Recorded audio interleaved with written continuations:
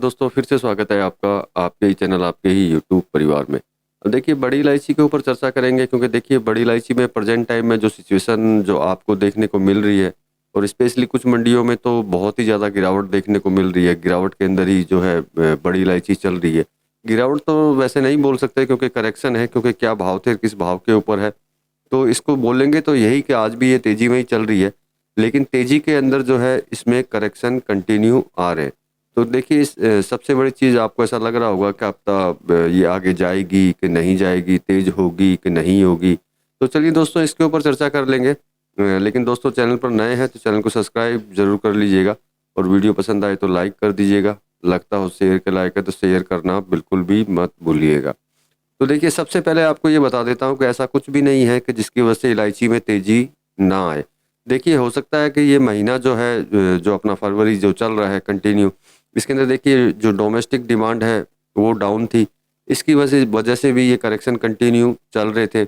और कुछ सिलीगुड़ी में जो मैंने आपको बोला था, कुछ व्यापारी जो है ज़बरदस्त तरीके से प्राइज़ों को अप डाउन डेली के डेली करना सट्टे की तरह। तो कुछ कारण वो भी हो सकते हैं। लेकिन क्या है, ज़्यादा दिन ये कारण नहीं चलने वाले हैं जिसकी वजह से जो है इलायची नीचे की साइड जाए या फिर करेक्शन लेकर के, जैसे कि कुछ भाई लोग जो हैं ग्वालियर से ये बोलते हैं कि 1000 रुपये इलायची रह जाएगी। और कुछ लोग ऐसा बोलते हैं कि हमारे ग्वालियर के पास में 5-5 साल के स्टॉक है। तो उनको बोलना चाहता हूँ जो 1000 रुपये तक इलायची लेके आएंगे और 5 साल का स्टॉक जो ग्वालियर में रखा हुआ है, वो बड़ा विचारणीय है, बड़ा सोचनीय है, क्योंकि ये हंसी पद्र बात है, हंसी की बात है। क्योंकि अगर ऐसा होता तो ग्वालियर जो है इधर उधर जो है इलायची मांगने के लिए कभी भागता नहीं, कभी उधर में जहाँ जहाँ जाते हैं। और जो ये वीडियो देख रहे हैं उनको पता है, वो आसाम तक भी जो है प्रेजेंट टाइम में कुछ दिनों पहले आकर के माल जो है लेकर के गए हैं। अगर 5 साल का स्टॉक अगर उनके पास में होता तो ऐसा कदापि नहीं होता। ना ही वो इधर जाते, ना ही वो उधर जाते, ना इधर से खरीदते, ना ही उधर से खरीदते। देखिए चलिए ये चल रहा है, कोई फ़र्क नहीं पड़ता है इससे।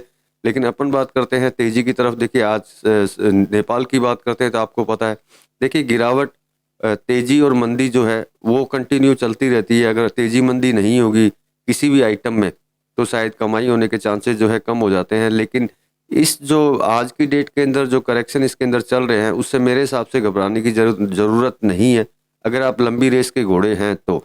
अब अगर आप शॉर्ट टर्म के हैं तो देखिए हो सकता है आपको इस महीने नुकसान लग जाए, लेकिन लगता नहीं है कि आगे जाकर के आपको किसी तरह का कोई नुकसान जो है बड़ी इलायची में मिलने वाला है।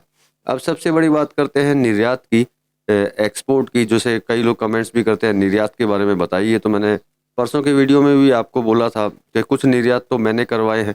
और देखिए निर्यात की जो है तेज़ी जो है ये बहुत जल्दी, मतलब आने वाले 1 हफ्ता 10 दिन के अंदर जो है बड़ी इलायची के निर्यात की अगर बात करते हैं तो इसके अंदर तेज़ी ज़बरदस्त आ सकती है। इसका कारण आपको भी पता है कि ऐसा नहीं है कि सिर्फ सिलीगुड़ी, गुवाहाटी या ग्वालियर से ही बड़ी इलायची के व्यापारी जो हैं गल्फ़ में गए थे। बहुत जगह के जो लोग हैं, चाहे साउथ इंडिया के हों, मुंबई के हों, महाराष्ट्र के, मतलब सभी जगह के लोग जो हैं गल्फ़ में गए थे। और गल्फ़ में जाने का मतलब आपको पता ही है कि कुछ न कुछ इसके अंदर होगा ही। जब देखिए छोटे जो लोग हैं वो अपने छोटी-छोटी क्वांटिटी जो है कंटिन्यू निर्यात कर रहे हैं, आज भी हो रहा है निर्यात। लेकिन उस निर्यात का असर आप तक इसलिए नहीं पहुंच रहा है क्योंकि कुछ लोग जो है निर्यात होते हुए भी यही बोलते हैं कि निर्यात नहीं हो रहा है और उसका असर लेना ही नहीं चाहते। मतलब कि आपको देना ही नहीं चाहते निर्यात का असर, और तेज़ी लेके आना ही नहीं चाहते। देखिए सभी तरह के लोग होते हैं जो ये चाहते हैं कि कंटिन्यू मंदी रहे, और कई लोग ऐसे भी हैं जो चाहते हैं कि तेज़ी के अंदर रहे। तो देखिए प्रेजेंट टाइम में जो पावर जो चल रही है मंदी वालों की थोड़ी ज़्यादा है, क्योंकि मंदी वालों की सोच के हिसाब से चल रहा है। तो लेकिन क्या आगे के लिए अगर मैं बोलता हूँ तो आगे के लिए आपको निश्चिंत रहना चाहिए, क्योंकि नेपाल की सिचुएशन भी आप लोगों के हाथ में है और असम की सिचुएशन भी आप लोगों के हाथ में है। कुछ दिनों तक ये करेक्शन के अंदर रह सकती है, लेकिन ऐसा नहीं होगा कि ये जो है तेज़ी की तरफ वापस ना बढ़े। और देखिए जो मैंने लिखा है सट्टेबाजी बंद होगी, तो ये भी बहुत बड़े कारण की वजह से मैंने लिखा है। आने वाले समय के अंदर ज़्यादा से ज़्यादा 15-20 दिन के अंदर आपको पता चल जाएगा कि इसके अंदर जो सट्टे का खेल जो खेलते हैं वो क्यों बंद होगा और कैसे बंद होगा। इसके बारे में शायद मेरे से ज़्यादा आप ही कमेंट्स करके बताएंगे मुझे, क्योंकि इस चीज़ के लिए आप खाली रेडी रहिएगा कि ये खेल जो है क्यों बंद होगा। पूरी बात मैं नहीं बता पा रहा, लेकिन फिर भी आपको इतना ही बोलता हूँ कि बड़ी इलायची में जो सट्टा है अब बहुत ही जल्दी जो है ख़त्म हो जाएगा। सिर्फ बड़ी इलायची चलेगी, बड़ी इलायची का बिजनेस चलेगा। बड़ी इलायची में जो जो सट्टा है वो बिल्कुल भी नहीं चलेगा। और हाजिर के व्यापारी जितने भी हैं जिन्होंने माल लेके खरीदा हुआ है, पैसा लेकर के अपने गोडाउन में या कोल्ड में रख के रखा है, तो देखिए उनको एक ही बात बोलना चाहूँगा कि निश्चिंत रहिए, क्योंकि इसमें तेज़ी ना आए ऐसा होगा नहीं। कुछ ही समय के अंदर इसके अंदर वापस तेज़ी आनी चालू हो जाएगी, क्योंकि आपको भी पता है सिचुएशन जो है नेपाल की धीरे-धीरे ख़त्म हो ही रही है माल की, आने वाले माल की। और अरुणाचल की बात अगर करते हैं, नागालैंड की अगर बात करते हैं, तो वहाँ सिचुएशन ऑलरेडी ख़राब है। तो मतलब कि चारों साइड अगर हम लोग देखते हैं कहीं से भी, चाहे आप नेपाल देखिए, सिक्किम देखिए, नागालैंड या अरुणाचल देखिए, आसाम देखिए, कहीं पे भी इलायची की ऐसी कोई सिचुएशन नहीं है जिससे कि आने वाली जो फसल है वो ज़बरदस्त आए। कहने वाले आपको ज़रूर कहेंगे कि इस मंडी के अंदर 5 साल का स्टॉक है, उस मंडी में 10 साल का स्टॉक है। कहने में और करने में, रियल में बहुत ज़्यादा फ़र्क होता है, क्योंकि हम यहाँ बैठे लोगों को पता है कि जो कौन सी मंडी के अंदर कितना माल है। और बहुत सारे लोग जो है वहम में जी रहे हैं कि हाँ 5 साल का स्टॉक जो है ग्वालियर के अंदर रखा हुआ है। तो चलिए, वो जो वहम में जीते हैं उनको वहम में ही जीने दीजिए।